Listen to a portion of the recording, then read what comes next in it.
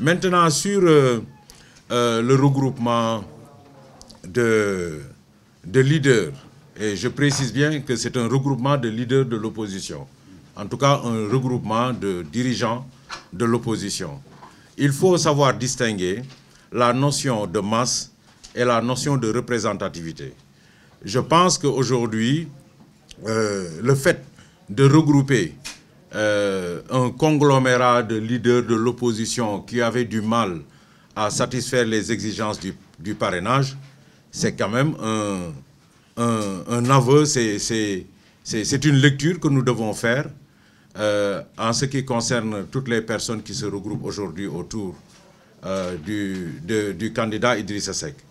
Nous, ce qui nous concerne, c'est que nous avons une dynamique gagnante. Les dynamiques qui se construisent ne nous font pas peur. Et vous le savez très bien. Tous ceux qui ont été recalés pour le parrainage, la plupart n'avaient même pas le quotient électoral pour pouvoir avoir un député à l'Assemblée nationale. Donc nous avons aussi, depuis quelque temps, des forces significatives qui viennent vers nous. Mais ce qui est important en matière électorale, ce n'est pas le nombre en fait de leaders, le nombre, c'est la dynamique. Et nous avons su mettre en place une dynamique collective gagnante, adossée sur une bonne intelligence collective de nos leaders depuis plus de 7 ans que nous sommes ensemble. Je mets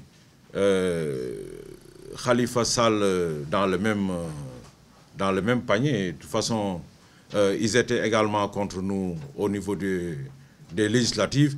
Et je suis à peu près sûr que tous ceux qui sont avec lui ne le suivront pas. Parce que nous aussi, nous discutons beaucoup.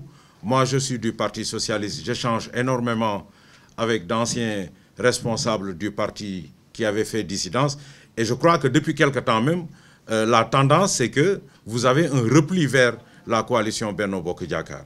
Donc, on a eu quelques retours qui sont symboliques en termes de projection politique.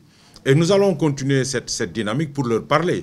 Parce que l'idée aujourd'hui, c'est de faire comprendre à tout le monde, y compris à ceux qui font encore de la résistance, que l'intérêt supérieur de la nation recommande à ce qu'on puisse maintenir le président Macky Sall à la tête de ce pays, parce que c'est le seul qui peut garantir la stabilité et la paix sociale.